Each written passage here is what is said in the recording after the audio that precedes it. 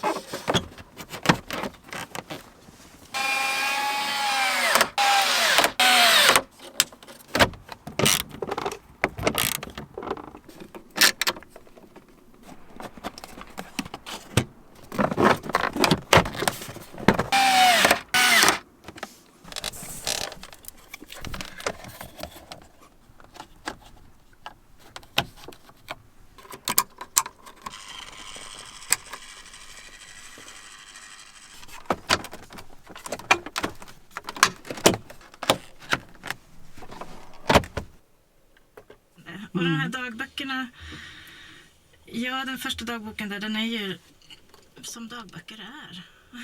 Blandat högt och lågt. Det kanske är svårt att känna av det här radikala idag. Kvinnor som skriver om kropp och sexualitet, vad ska man säga? Vi är vana. Journalisten Ylva Mårtens var Agneta Klingsborgs vän i 25 år. De sågs för bara några dagar sedan för att välja de dikter som ska läsas vid hennes begravning. Och idag minns hon henne med 3 ord.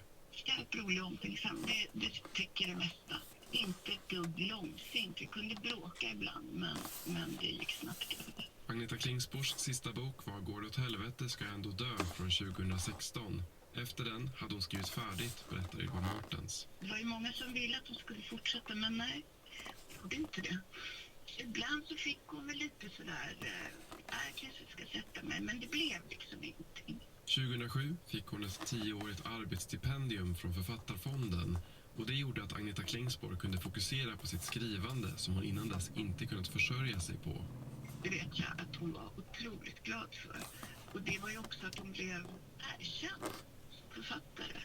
För innan dess kände hon sig inte riktigt